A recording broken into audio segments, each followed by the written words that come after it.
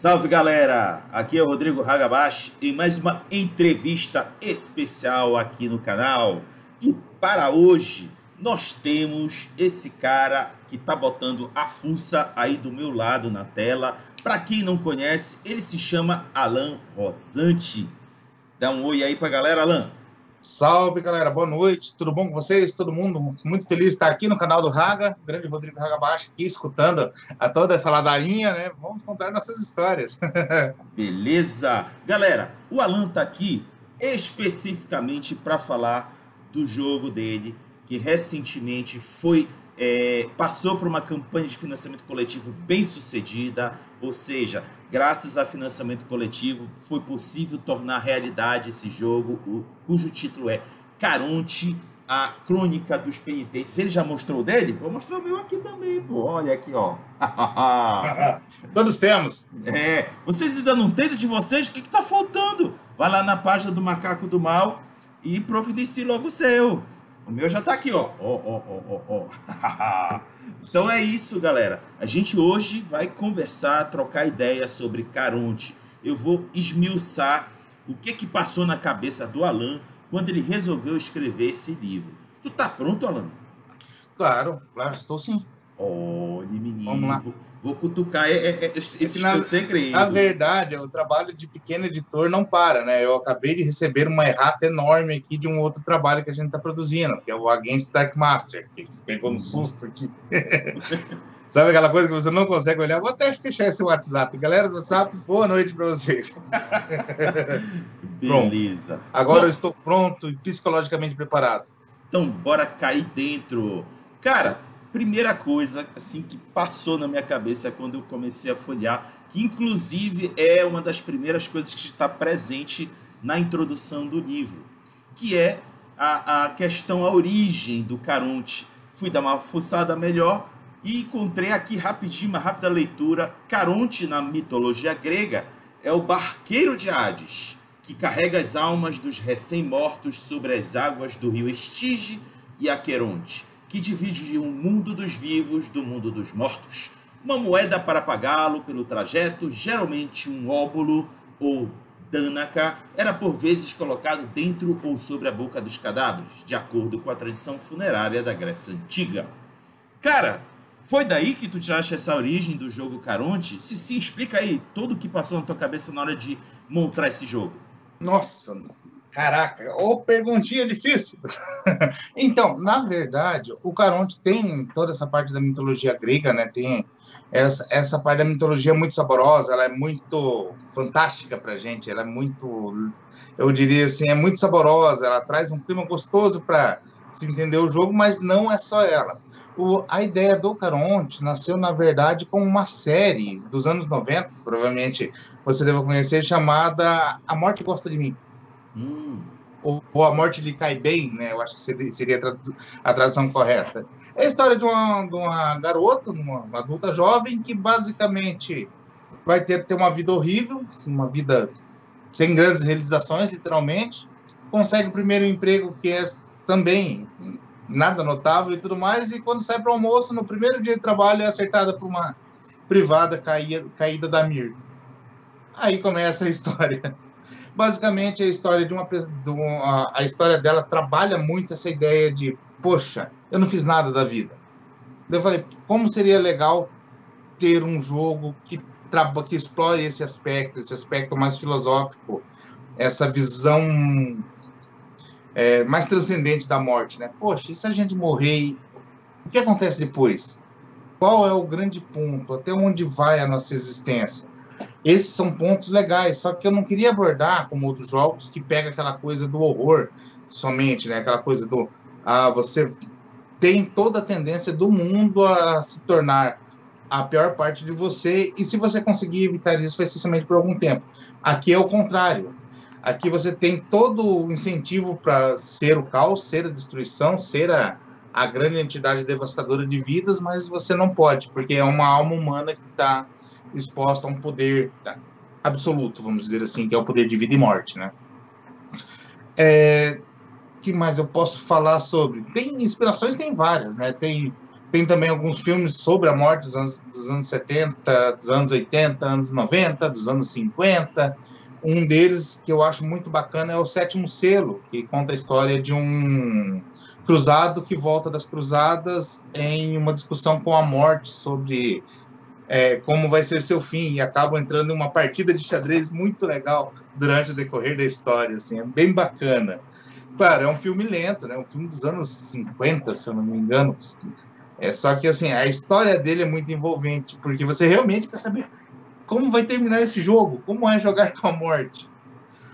Daí pega um pouquinho da ideia da cultura mexicana, da Santa Muerte também, né? Que é uma coisa muito presente não vou dizer só na cultura popular, mas também na parte de motoclube, que é a questão da caveira, aquela exposição toda essa estética, né, do morto, né, vamos dizer assim, e traz celebrando isso, que é a grande inspiração para os bailes com a morte, que é uma parte bem densa do conceito do jogo, né, que é onde o ceifeiro realmente se torna vivo novamente. Basicamente é por aí. Claro, uma porrada de inspirações que a gente tem de todo lado, né? Hoje nós vivemos num mundo, eu acho que, para dizer o mínimo, a gente recebe uma quantidade de informação muito grande. A gente está sempre debaixo dessa chuva de informação, conceitos visuais, histórias, e literatura, quadrinhos, séries, música, também tem muita coisa. Então é um grande apanhado disso tudo, a origem do Caronte. É difícil falar assim, não, a origem foi exatamente essa. Mas uma das grandes influências realmente foi a série Deadlight, A Morte Gosta de Mim, né? Ou A Morte Me Cai Bem. Perfeito. É um filme bem interessante esse Que a Morte Me Cai Bem. Eu recomendo vocês assistirem. Mas agora minha próxima pergunta, Alan, vai em cima dos ceifeiros. Inclusive tem um conto introdutório que na realidade não é conto, é mais uma conversa entre um ceifeiro com uma certa atividade já antiga com um novato. E aí ele vai dizendo para o novato o que ele é, o que ele tem que fazer e o escambau. Mas uma coisa que me fica bem interessante, bem destaque na minha mente quando eu li, é que os ceifeiros, eles têm essa oportunidade de alcançarem uma espécie de redenção diante do desperdício da vida deles enquanto vivos. Exatamente. Cara, eu chamaria isso, desculpa a comparação, se você não gosta não, mas porque como eu sou jogador frequente de Mundo das Trevas, eu acabo meio que fazendo correlação. Me perdoe se você não gostar, mas eu faço uma correlação com o horror pessoal, no sentido de que se ele não fizer isso, se ele não buscar a redenção, ele tende a deixar de existir. Explica isso aí pra gente. Então, na realidade, não por isso. Por quê? A existência do ceifeiro, ela está atrelada ao mundo dos vivos e dos mortos. Se você parar de buscar a sua redenção, a sua maturação como ser no mundo dos vivos, ou deixar de utilizar óbulos, ir lá para o mundo dos vivos, viver, se arriscar em se sentir vivo, né, como é a proposta do jogo, você vai ficar ali até o momento que você achar que pode tentar atravessar ou que pode se entregar ao esquecimento. Lembre-se, o barco está ali, está vazio. É uma das partes mais interessantes que se conta da história. O Porto de Caronte está lá. Ele está lá, ele tem um barco e está vazio. E todo ceifeiro que entra e tenta atravessar desaparece. E o barco, no dia seguinte, está ali. Talvez ele tenha atravessado, talvez não, vai saber. Olha que interessante. A ideia da coisa, na verdade, a minha preocupação, eu jogo há alguns anos também World of Darkness, né, desde 94 só. É um pouquinho de tempo assim, meio... Só quero dizer que ninguém é velho aqui, viu? O negócio de 94 é tudo novo aqui. Tudo menino. Mas a grande questão dele é que é essa ideia de, poxa, você pode, mas será que você deve? É o mesmo com as moedas. A ideia de você acumular 30 óbulos é para você abrir a sua própria passagem e atravessar ao além. Porém, é relativamente fácil acumular 30 moedas, né? Porque são 10 pessoas que você colhe. A questão é, você está pronto? Essa eu acho que é a pergunta mais gostosa que o mestre faz ao jogador de Caronte. Você está pronto? Por quê? Cara, será que não é só soberba da sua parte você achar que realizou tudo que você podia realizar? Será que você realmente fez tudo o que deveria ser feito? Ou será que a sua soberba está falando por você naquele momento ali? Você vai atravessar o caminho sem volta para descobrir? Fica a pergunta para o jogador, né? Isso é maldade, viu? Tu vai deixar o jogador o tempo todo em dúvida. Aquela galera que tiver aquela dúvida assim, não vai ousar. Só mesmo os doidos vão querer usar. Exato. E tem a opção do mestre também. O mestre entregar isso ao jogador no momento que o mestre achar, poxa, legal, o personagem quebrou aquele grande paradigma dele. O mestre, o narrador, né? No caso do Caronte, ou o ceifeiro, o barqueiro, como o pessoal gosta de chamar, pode dar vamos dizer, esse passo além para o jogador. Né? Ele vê o caminho dele a seguir. Né? A questão daí o jogador vai se sentir compelido a ir, né? Óbvio. Mas é tudo uma questão de jogo. O que acontece se um ceifeiro que teve a chance de migrar para o outro lado resolveu ficar para ajudar os outros? Talvez para encontrar um recém-ressurgido do rio e explicar as coisas para ele de maneira apressada enquanto toma um café. Aproveita, Alan, para falar aqui uma coisa para a galera, que também é algo que eu curti aqui. Aquele ceifeiro que não estiver buscando aproveitar essa oportunidade que ele tem, ficar querendo se anular cada vez mais, ele sofre um efeito de murchamento. Eu entendi como murchamento. Tu podes explicar melhor para a gente? Isso. Basicamente funciona assim. São 2 passos. Né? Enquanto no mundo dos vivos, se ele permanecer no mundo dos vivos, ele realmente está vivo. Digamos, ele utiliza um óbulo, o óbulo dá a ele um dia de vida. Ele vive lá bonitinho e tranquilo. Vai ser basicamente o ápice da vida dele. Ele vai sentir melhor o sabor, o cheiro, o toque, todas as sensações dele são o limite de que um corpo humano conseguiria ter. Ou seja, estar vivo é algo extremamente prazeroso para um ceifeiro. E totalmente perigoso, né? Porque se relacionar com os vivos, para os ceifeiros é uma coisa que pode causar problemas. É um verdadeiro tabu.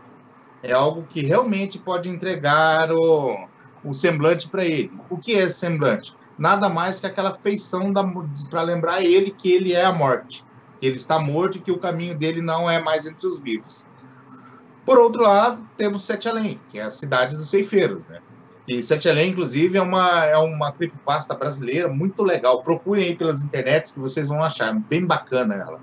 Que é o lugar onde as canetas Bics vão parar quando a gente perde elas. Basicamente, Sete Além é um lugar para onde vão as coisas esquecidas. Esse é o conceito real dela. E em Sete Além, a pessoa simplesmente existe. Ela tem um simulacro de vida ali. O corpo dela vai estar lá, ela vai viver, ela vai andar, ela vai fazer tudo. Porém, é um mundo cinzento, é um mundo apagado, é um mundo onde as sensações são diminuídas.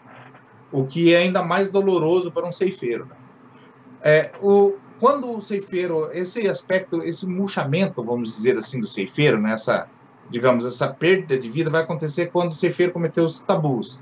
São várias regrinhas de existência, né? Para ele não atentar nem contra os vivos, nem contra os mortos, nem contra o universo como uma realidade ampla. Como que eu posso explicar isso para você? A ideia dele, dos tabus, né, no caso, é para quando aquele jogador abusado, mas eu vou matar aquele humano ali. Não, você não mata. O ceifeiro não tem obrigação de matar ninguém. O ceifeiro, o único trabalho dele é colher as almas, é chegar e ajudar aquela pessoa a fazer a passagem daquela alma à próxima vida. E o mais cruel disso, agora sim é crueldade, é que ele não vê o que tem no pós-vida. Ele tem um vislumbre pelos olhos da pessoa. Algumas vezes ele vai ter um vislumbre tão poderoso que vai dar benefícios a ele, como, por exemplo, fazer ele se sentir bem, se sentir inspirado, ou até mesmo se sentir um pouco além do que ele seria naquele momento, naquele período da história. Ele literalmente se torna algo maior do que ele era antes. Essa que é a sacada da colheita das almas. Abandonar uma alma para os ceifeiros também é um grande tabu, né? É um grande pecado para eles, porque essa alma começa a se degenerar começa a se deformar e começa a se tornar algo ruim. Todos aqueles aspectos ruins da vida daquela pessoa, ou talvez até os aspectos bons, são pervertidos e convertidos em algo extremamente maligno, que são chamados obsessores, que são as entidades que têm basicamente o interesse em causar o mal para a humanidade, causar o mal para as pessoas que ainda estão vivas, entregar aos vivos a mesma desgraça e a mesma tragédia que eles têm como existência. Perfeito. Agora é o seguinte, a gente está falando aqui praticamente no singular, ceifeiro, ceifeiro, ceifeiro, mas RPG é um jogo coletivo. E acredito que o Caronte segue a mesma linha, correto? Exato, essa é a parte mais legal. Conta pra gente o que faz um conjunto de ceifeiros permanecer juntos. Certo. Então, quando você morre, você é entregue ao esquecimento. Lembre-se, você é uma pessoa que, pouco tempo depois da sua morte, seria totalmente esquecida. Esse é um processo natural nosso, inclusive é um processo de autodefesa da nossa psique. Caronte também é cultura. E, basicamente, a ideia é, quando a pessoa é esquecida, ela vai para o Rio das Almas e se apaga. Porém, o ceifeiro já morreu, ele não tem esse risco de ser apagado apenas por morrer. Ele já foi apagado, ele já saiu do rio para uma nova existência. Quando os ceifeiros se juntam em um grupo, eles fazem um ritual que é para criar um vínculo artificial entre eles, possibilitando o quê? Os ceifeiros que permaneceram vivos, mesmo que seja só um, possa trazer os caídos de volta do rio. Senão, o cara não volta. É aquela coisa, a morte dentro do universo de Caronte não vem até a gente estava conversando sobre isso ontem, né? Não vem com um cara explodindo sua cabeça com calibre 12. Isso vai ser para um ceifeiro só um empecilho. Ele vai para o rio e sai algum tempo depois com os amigos dele puxando ele, né?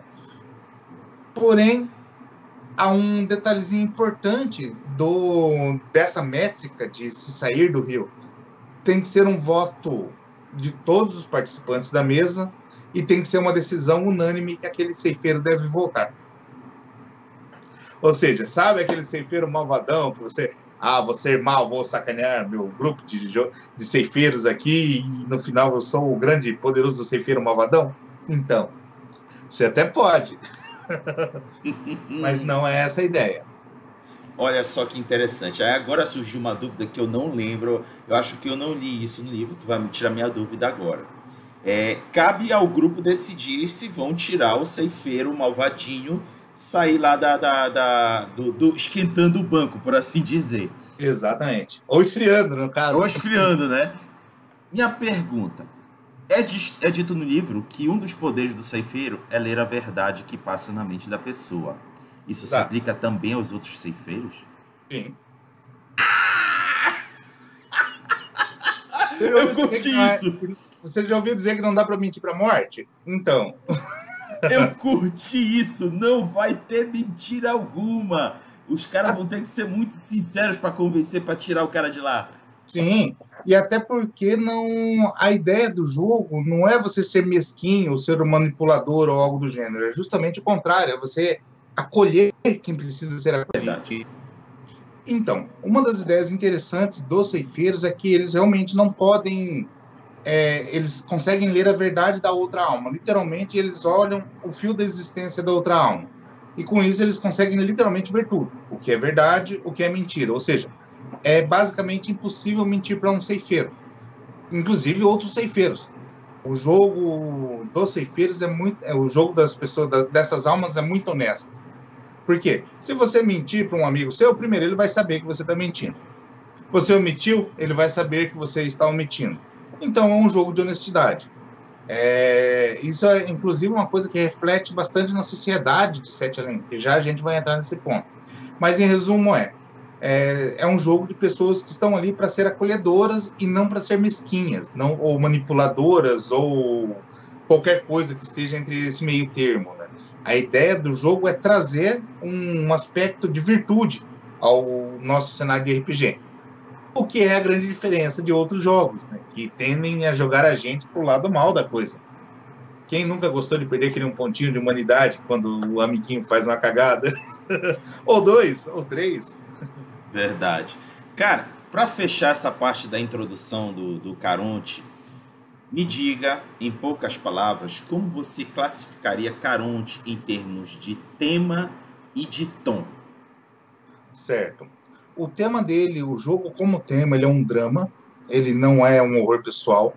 Claro, tem até pelos aspectos de gameplay dele, ele tem uma grande pegada de horror pessoal, mas o legal de entregar esse horror pessoal é aos vivos. O jogo do Ceifeiro sempre será um jogo de drama, é um jogo de descoberta e um jogo de aprendizado, por mais que isso seja difícil.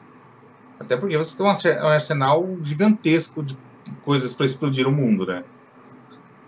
Perfeito.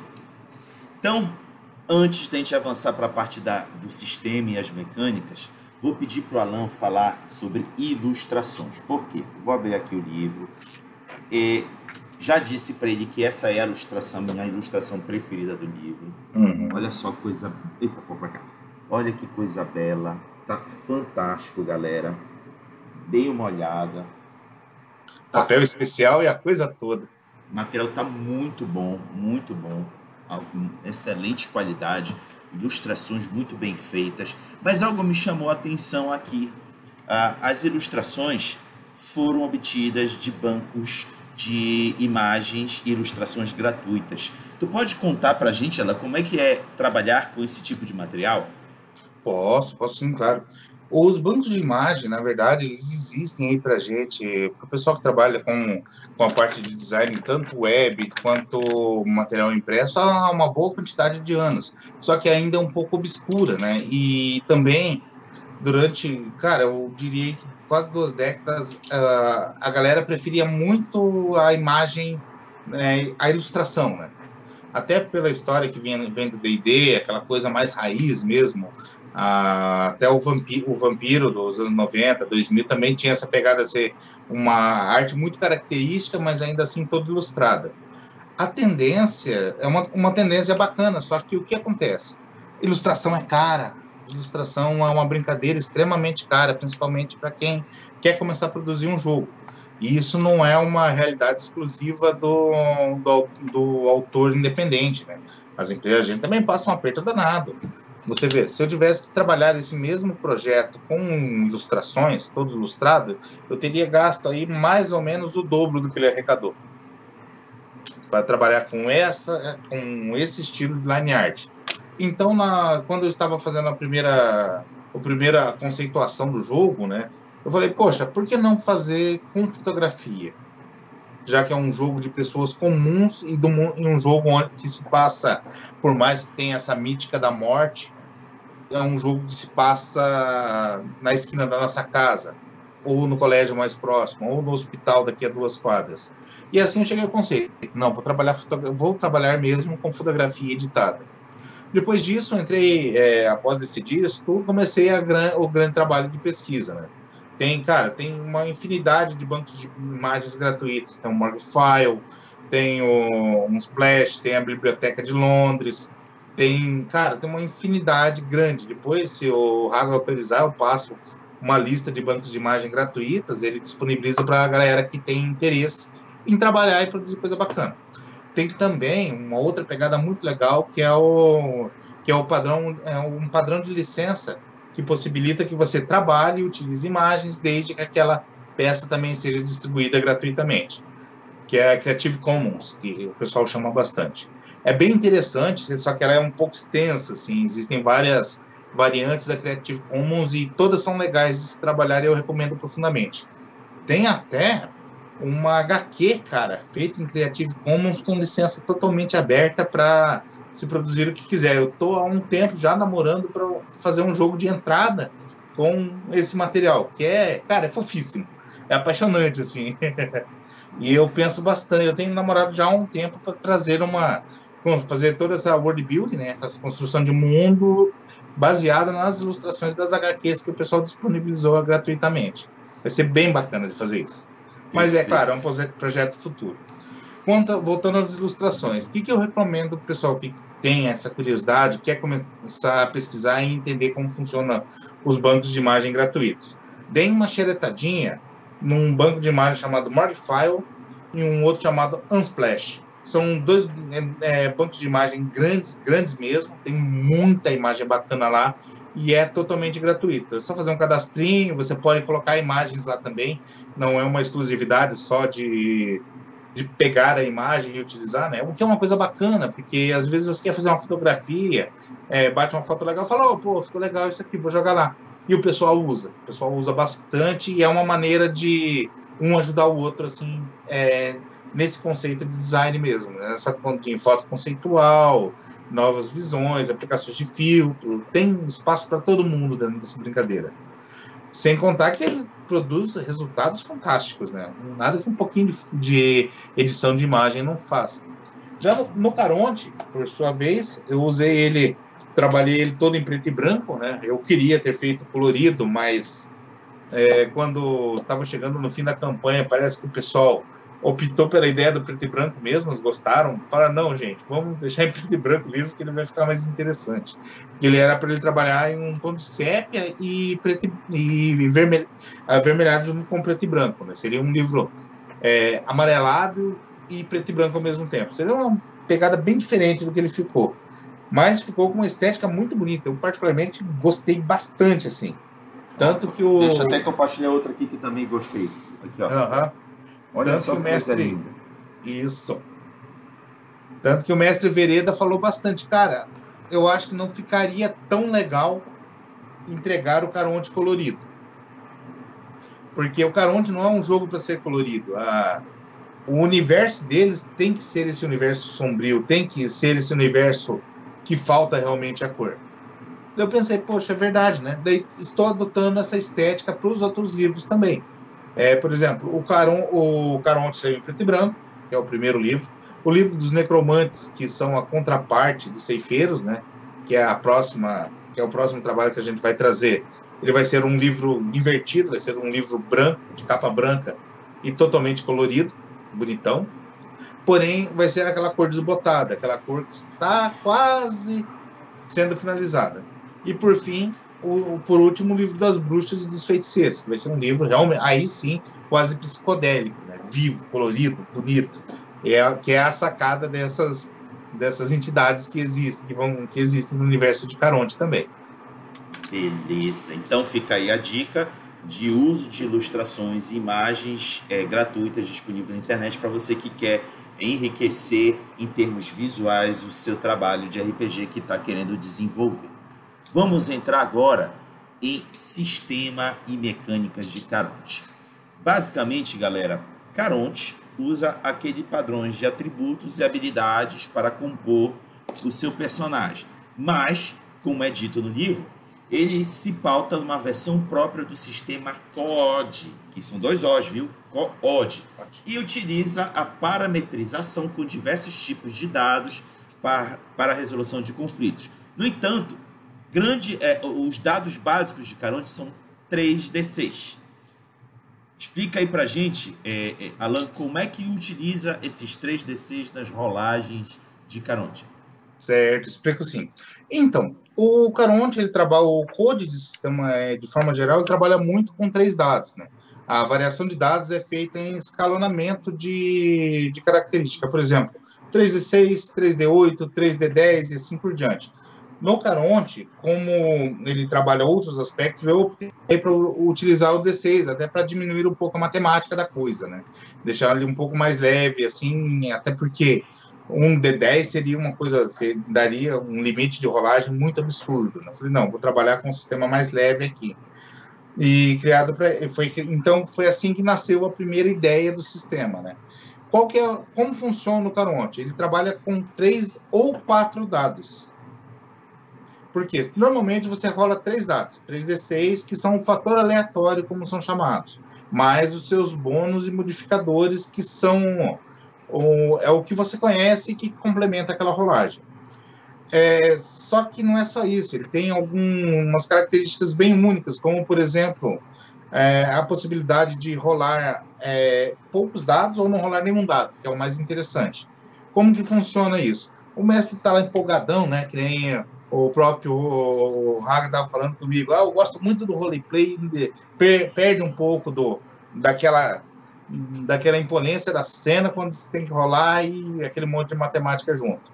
O mestre, nessas situações, pode optar por fazer as rolagens estáticas, porque acontece muito nesse tipo de situação, né? Aquela coisa, o cara está lendo um livro, está tentando abrir uma porta, está fazendo alguma coisa que ele está tentando ele contra o mundo, né? Que é uma rolagem que não tem um outro indivíduo que vai atrapalhar o processo dele.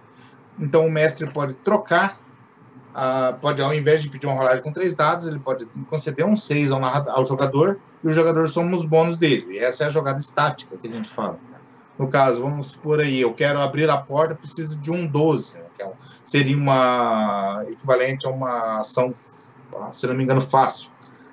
Eu peguei lá, peguei meu índice de potência, ou destreza, ou qualquer coisa que seja, somo mais 6 e vejo se eu atingo aquele resultado. Atingir, consegui fazer aquilo. Se eu não tiver uma situação de... se eu não tiver uma situação de estresse, onde seja realmente eu fazer um teste disputado contra o meu adversário, eu não tenho necessidade de rolar 3 dados. Basicamente, essa é uma das rolagens. Daí temos a rolagem básica do sistema, que é 3 de 6 mais bônus, né, que é normal. Você rolar 3 dados e soma os seus bônus e compara com a tabela para ver em situações de estresse. Existe também a condição dos 4 dados, que é uma condição especial, que é utilizada quando a gente gasta determinação. A determinação no sistema ela serve para várias coisas, na verdade, não é só para essa rolagem de dado. Ela possibilita ao jogador rolar um 4º dado para aumentar o índice do resultado dele, né? Aquela coisa que o jogador está se esforçando. O jogador, ao invés de rolar, pode escolher queimar determinação e adicionar mais 3 ao teste. E a última situação, ele pode queimar a determinação para adquirir XP. Por exemplo, sabe aquela coisa, qual que é a lógica disso? Como assim queimar determinação para adquirir XP? Sabe aquela lógica do cara que pega, né, acontece muito isso em filme de aventura, né? O cara nunca atirou na vida, ou a mocinha nunca atirou na vida, daí de repente ela pega a arma, atira e já acerta um tiro fantástico, aquela coisa, e aí dali para frente continua atirando o filme todo de uma maneira assim absurda. Então, esse seria um exemplo do uso da determinação para compra de XP. O jogador queima permanentemente a determinação, um ponto de determinação dele, e ganha 2 pontos de XP para começar uma habilidade naquele exato momento. Ele pega, calcula, ele soma os bônus que ele teria lá normalmente da habilidade, e em vez de começar com o -8, que é o normal do sistema, ele começa zerado. Ele literalmente aprende algo do nada, só que para isso ele teve um custo alto, que é a determinação dele, que é a vontade, que lá na frente ele pode precisar e não ter de volta, né? Perfeito, galera.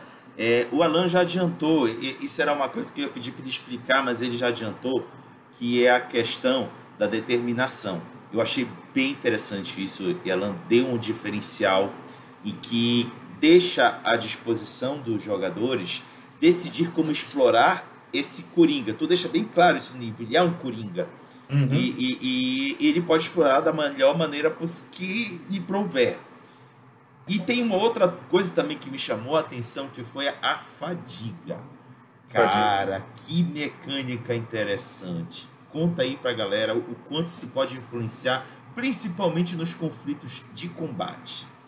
Então, a fadiga, por mais que é uma coisa que eu tive uma discussão bem grande com o pessoal, até com o Carlos Floyd da NPCs, o cara morreu, beleza, tem um corpo novo, porém ele está vivo novamente, então ele tem toda a situação do corpo, né? O pessoal pensa, poxa, mas no Caronte, o jogador, ele ainda tem o corpo, funciona, tudo normalzinho, ele é um humano vivo, as funções corporais dele são as normais, ele vai passar no exame de sangue, ele é uma pessoa totalmente comum. Claro, esteticamente falando. Por dentro, ele tem mais que isso. Ele é um corpo que está diretamente ligado à linha da vida. Porém, ainda assim, ele tem os limites da realidade, né? Os limites da existência. E a fadiga é um desses limites, que é aquela coisa. Se ele agir durante um combate, ele começou a fazer ações, começou a disputar, começou a correr, começou a pular e fazer ações, ele vai gastar fadiga, ele vai se cansar. E conforme ele se cansa, aumenta a dificuldade de fazer ações, ele pode ganhar em condições negativas, né, que são uma coisa que é bastante incisiva no sistema. Em vários momentos você vê uma porrada de condições que podem acontecer, e isso faz toda a diferença dentro do jogo, porque lembre, é um jogo que lida sobre a morte. Então, quando você entra em um conflito que pode causar morte, normalmente ele vai causar a morte bem rápido. E isso é intencional, tá, gente? Muita gente fala, mas o sistema é difícil, o sistema é muito letal, os jogadores morrem muito rápido. Isso é totalmente intencional. Por quê? Essa morte súbita vai gerar o roleplay, que é a questão dos outros jogadores terem que lidar para tirar esse cara de volta do rio, trazer o companheiro ferido do rio, e ainda assim, e fica a lembrança bem clara na mente de todo jogador que, caraca, ele morreu, se eu morrer e não tiver mais ninguém para tirar do rio, ninguém sai do rio. Então, Caronte, quando você vai entrar no confronto, pense bem, porque ele é projetado para ser letal, tá? Por acaso, o famoso TPK em Caronte é TPK valendo mesmo, não tem volta. Realmente é um TPK bem ruim. É aquela premissa igual o Zombicide, né? Que nem o pessoal vai jogar Zombicide e morre um jogador. Pode crer, pode crer. Uma outra mecânica bacana, eu acho que é a mecânica assim, de todas dentro do jogo, dessa parte de combate, que eu mais gosto, é uma mecânica que causa um pouco de dificuldade para a galera entender, que é a questão da iniciativa interligada com a capacidade de ação do personagem. Isso é uma coisa que eu gosto, eu acho fantástica dentro do Caronte, só que é bem mecânica, né? Ela vem dessa pegada mais mecanicista mesmo. Por quê? A lógica da coisa é, quanto melhor você percebeu a situação que está acontecendo, melhor você vai conseguir agir dentro dela. Consequentemente, isso te dá mais ações, né? Um jogador, um personagem, em média, tem, dentro das ações normais de Caronte, de 1 a 3 ações numa rodada. Você pode bater, você pode bater, se defender, pode se defender. E a game é dinâmica de ações, não tem aquela coisa. Os jogadores estão... O turno de vou fazer isso, o outro, isso. Não, é tudo ao mesmo tempo.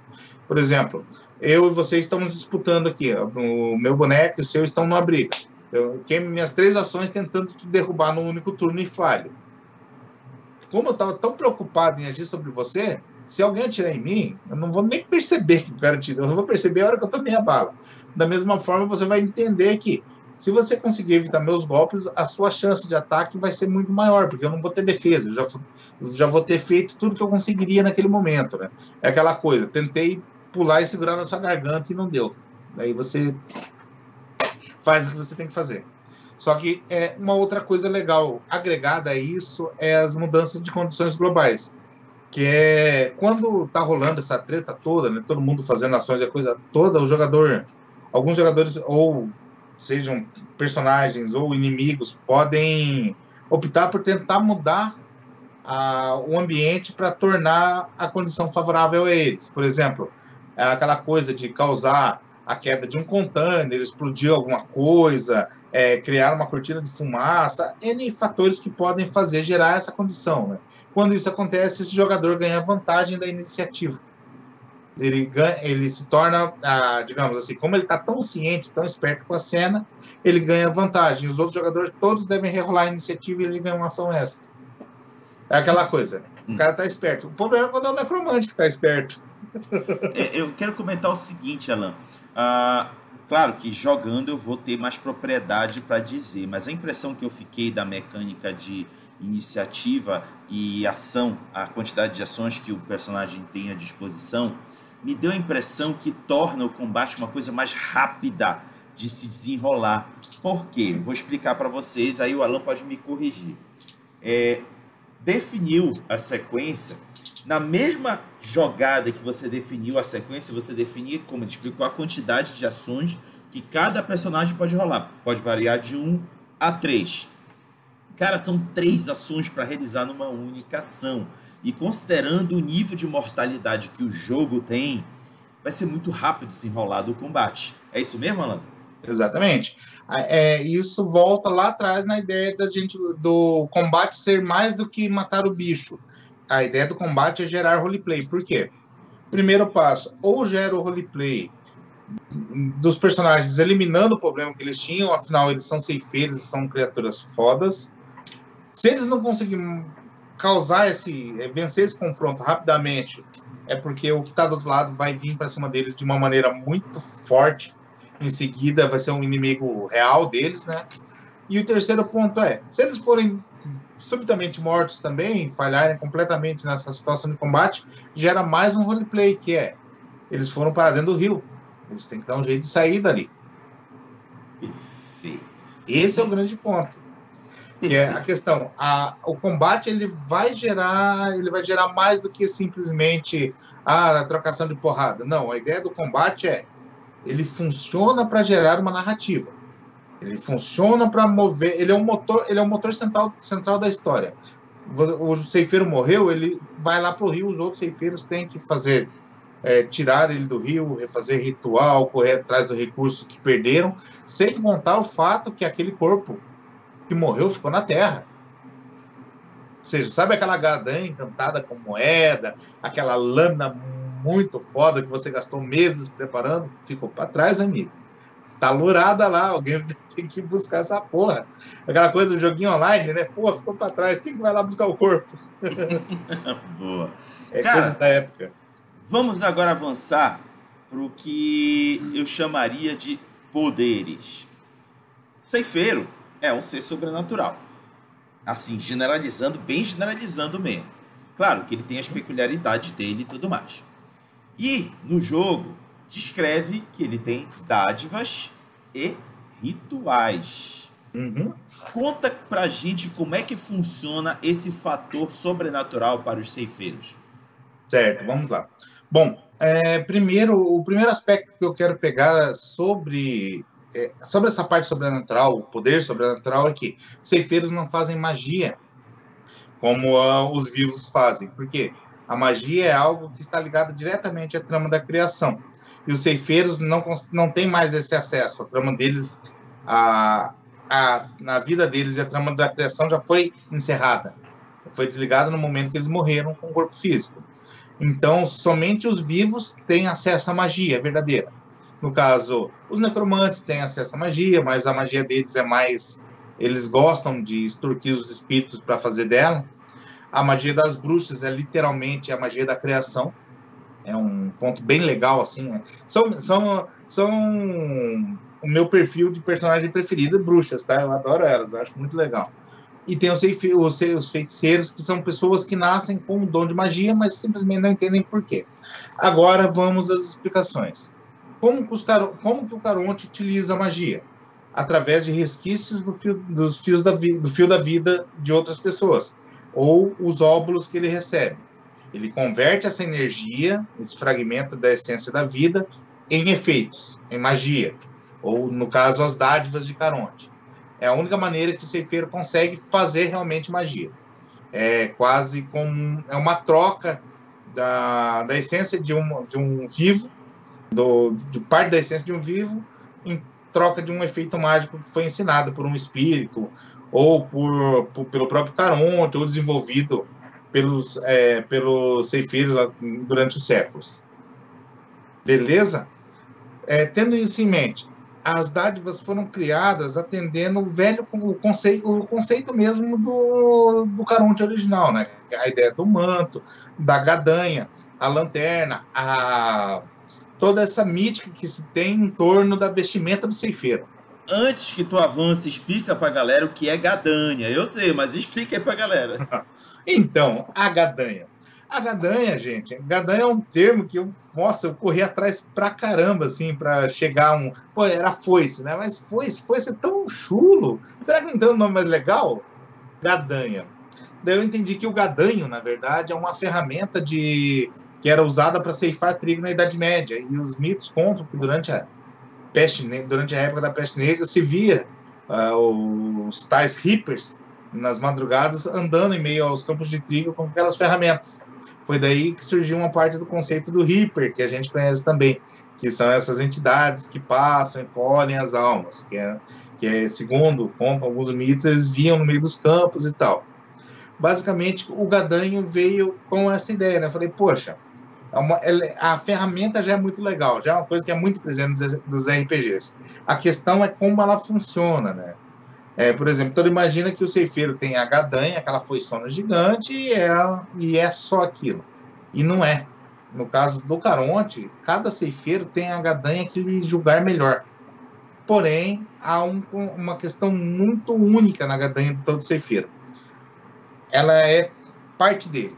Ele pega um objeto mundano, faz um encantamento, tem uma série de encantamentos que são feitos, tanto que existem alguns ferreiros, né, próprios para fazer a gadanha, e fazem esses encantamentos, tornando aquele objeto parte do ceifeiro, parte da existência do ceifeiro.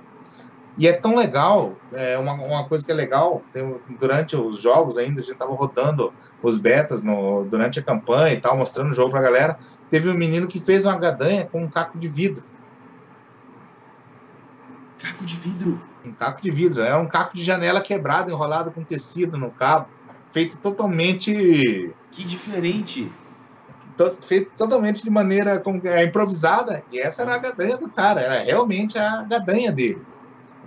Aquilo se tornou parte do universo dele, parte de todo o universo através disso.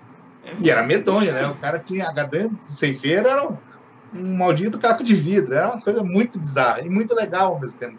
Um conceito muito gostoso de se pensar, né?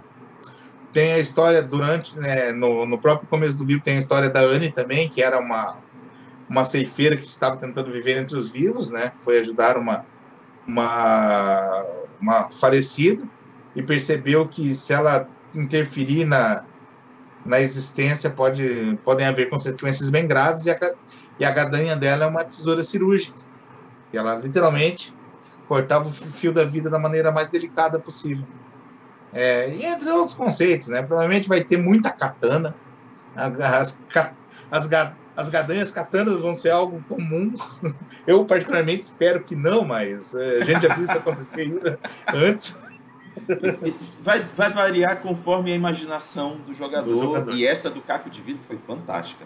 Sim, nossa, eu adorei também a ideia dele, porque cada vez que ele vai colher uma vida, ele se corta também com um caco de vidro, ele sofre aquele momento de novo junto com o vivo. Cara, é muito legal o conceito.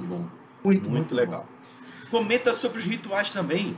É verdade. Os rituais são parte do cotidiano dos ceifeiros. Eles são criados porque o custo de se utilizar uma dádiva é alto, certo? Digamos, você tem que colher uma vida para ter 3 moedas, e uma moeda te deixa vivo um dia no mundo dos vivos. E algumas dádivas custam mais caras, e isso é baseado na formação que tem no final do livro, na própria planilha, né, que é a virtude, o pecado e a exaltação. E as dádivas são divididas dessa forma. Então, dependendo da dádiva que você gasta, você vai gastar uma moeda, outra você vai gastar 2, e assim por diante. Pode tornar a coisa um pouco cara. E os rituais vêm para isso, para você ter essa magia, essa forma de magia cotidiana. Porém, para isso, você extrai a energia da criação de outros objetos, né? De artefatos, de componentes, e tudo isso tem um custo. Daí a ideia é o quê? Gera mercado mesmo. Tipo, a ideia é que os personagens tenham que correr atrás de elementos para ter essa magia diária, ter esse acesso ao sobrenatural.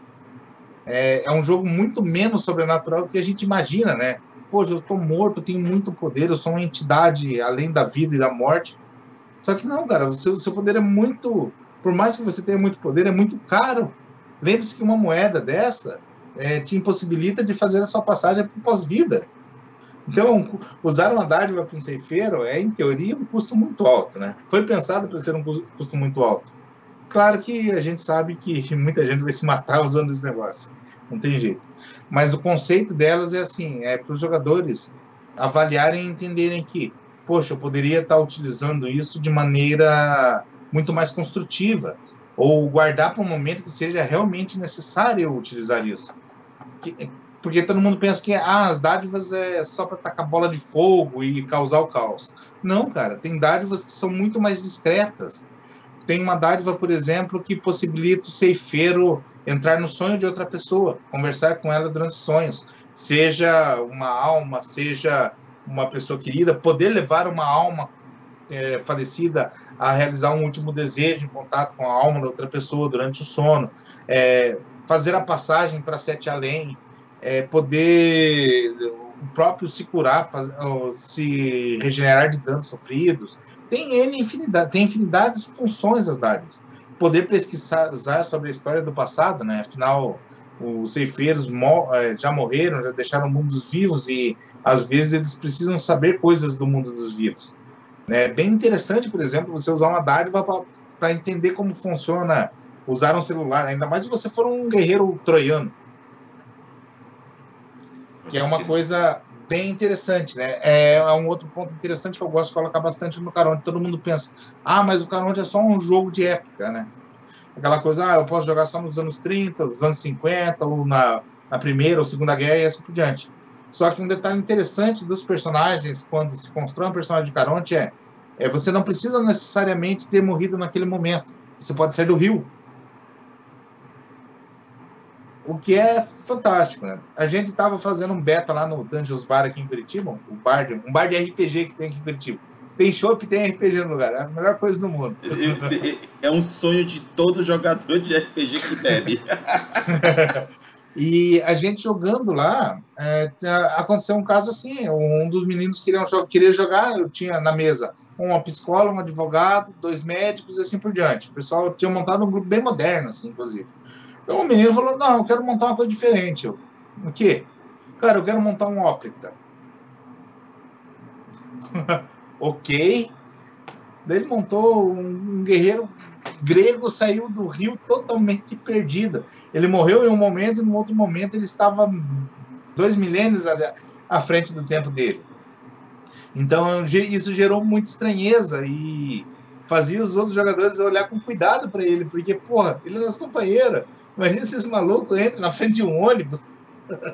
E foi um jogo legal, assim, porque gerou realmente essa preocupação, esse acolhimento com outro personagem, até eles entenderem que o mundo, por mais que esteja diferente, esteja com muitos aspectos novos, ainda assim não é totalmente alienígena para você, né?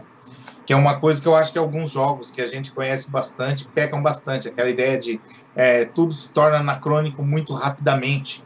A mente humana não funciona assim. A nossa mente tende a se adaptar sempre. Eu acho extremamente estranha essa coisa de, poxa, eu morri nos anos 30, mas beleza. Por que eu não consigo compreender como funciona uma maldita Ferrari hoje em dia? Que é aquela coisa, aquele defeitinho anacrônico, né? O pessoal buga assim e fica travado naquela coisa. Eu acho que aquilo mata o roleplay, desculpa. Ele mais atrapalha do que ajuda. Beleza. Deixa eu avançar aqui uma coisa que eu tô curioso. É a parte que eu ainda não consegui chegar no livro. Eu tô lendo ainda, gente, me perdoe. Eu ainda tô correndo porque a minha missão principal eu vou falar no final para vocês vão entender. Mas o que eu tô curioso para saber do Alan Alan, tu já falaste várias vezes, já ficou claro aqui que os antagonistas dos ceifeiros são os necromantes. Da onde surgiu essa ideia? Por que eles são tão antagonistas?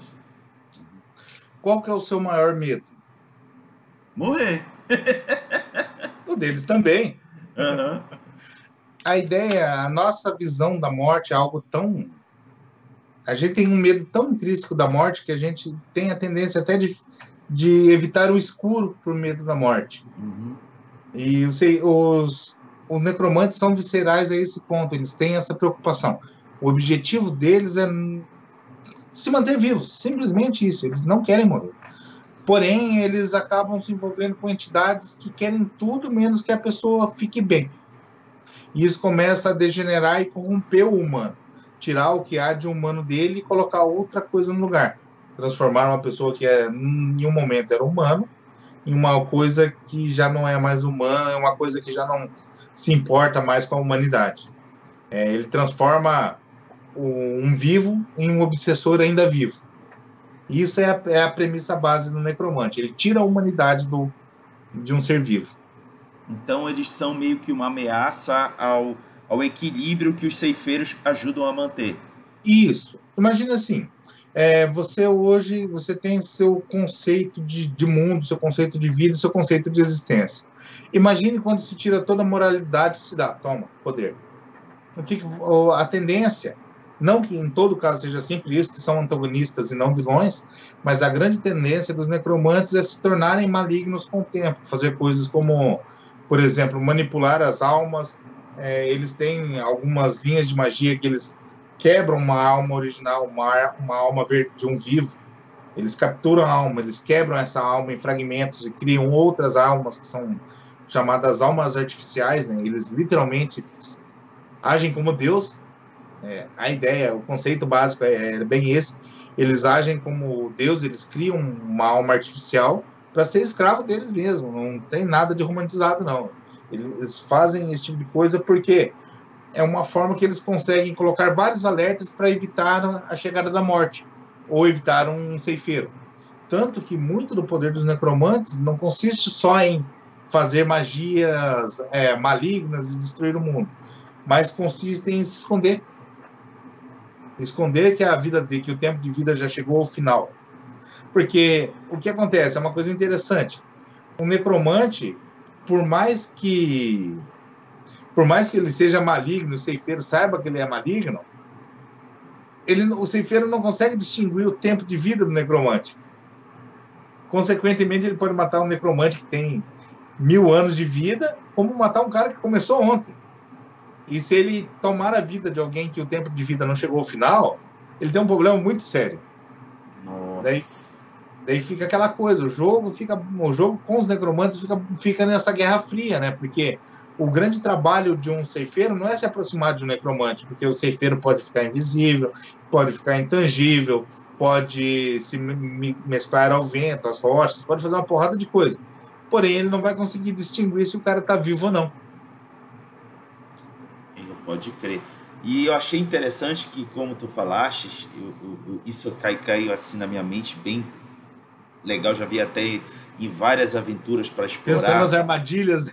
Exatamente, aventuras em si, porque, cara, se o necromante quebra a alma, uma alma a menos não gera moedas pros ceifeiros. Olha a cagada! No Fast Play do Caronte, aquele que está no Dungeonist lá, tem uma história básica introdutória. E tem uma personagem que é bem legal, que é a Zane, que é uma menina ela viveu, se não me engano, no final do século XVIII, na época do Velho Oeste americano.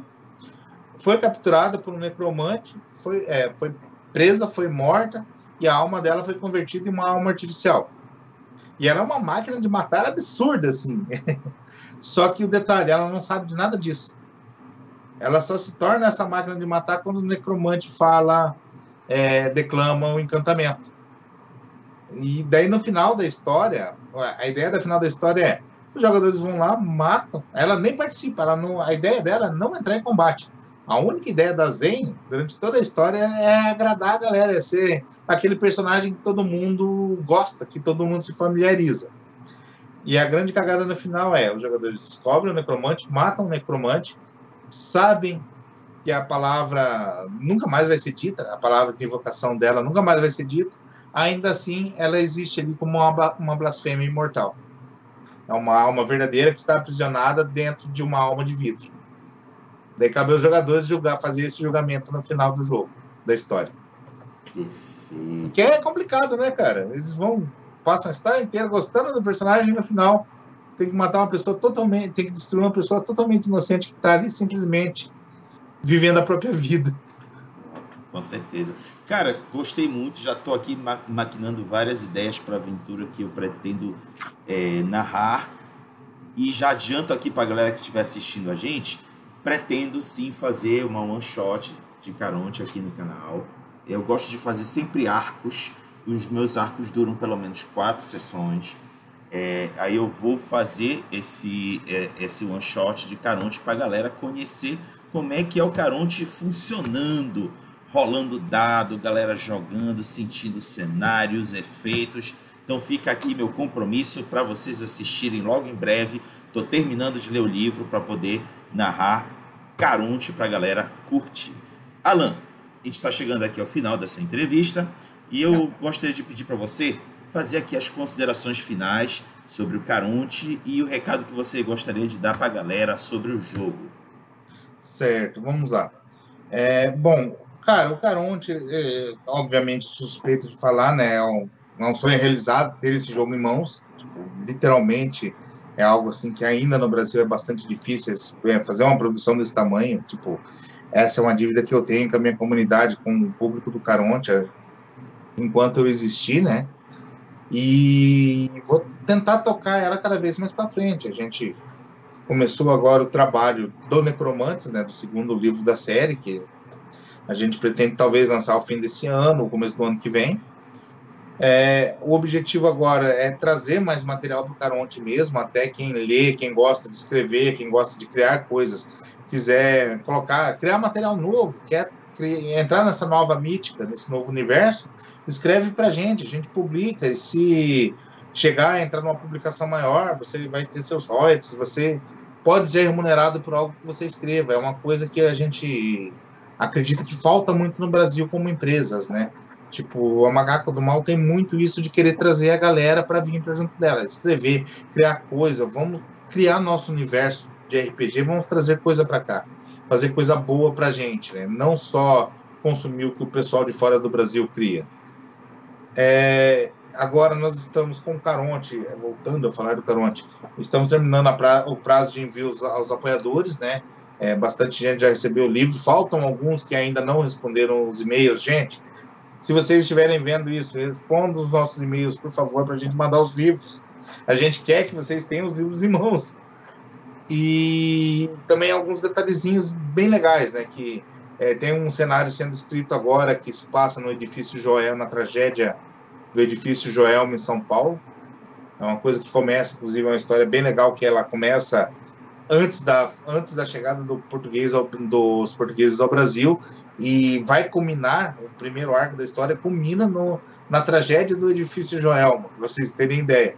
Então é um arco que se passa aí 470 anos, se eu não me engano, até chegar na conclusão do primeiro arco, né, nos eventos que causaram o incêndio do Edifício Joelma. É uma aventura que a gente está trabalhando, está escrevendo ela ainda, mas já está bem adiantada. Logo, logo a gente vai estar liberando. A proposta inicial dela é ser totalmente gratuita, tá? Para o pessoal consumir mesmo. Você entrar lá no site da Macaco, baixar e jogar. Estamos trabalhando também algumas coisinhas que a gente achou que faltou do jogo.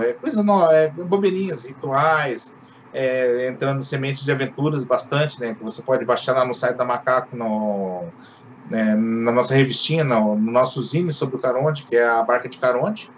Todo mês, já está atrasado, mas a ideia é que todo mês tenha saído um número da Barca de Caronte para a galera poder ter mais material sobre o jogo, né, experimentar mais coisas sobre o jogo. Inclusive o Tom do Aliança RPG está dando uma baita força, né? O Tom dá uma força enorme nesse projeto, tipo, ele que faz toda essa parte de editorial do materialzinho. E é sempre coisa levezinha de ler, 8, 9 páginas e só.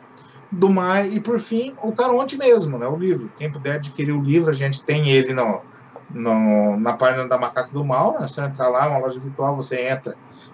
Só ir no tópico Caronte, você vai visualizar não só o material gratuito, mas também o livro em PDF e o livro em versão física. É bem simples o sistema de compra lá. Só entrar, comprar e dentro de uma semana você vai estar recebendo o livro novinho na sua casa. Acho que é isso. Eu confirmando aqui para vocês, o meu chegou em menos de 2 semanas. Eu moro em Belém do Pará e o Alan tá lá em Curitiba. Olha só a distância. 10 graus.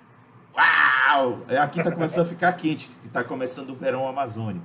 Então, galera, chegou em menos de 2 semanas, então é rapidinho que chega. Fica aí para vocês entrarem lá na página do Macaco do Mal e providenciarem a aquisição do Caronte de vocês. Sim. Alan, chegamos ao final dessa entrevista. Foi um prazer conversar aqui contigo, trocar essa ideia sobre o Caronte. Estou adorando. É sempre muito bom assimilar novos jogos de RPG e não foi diferente com o Caronte.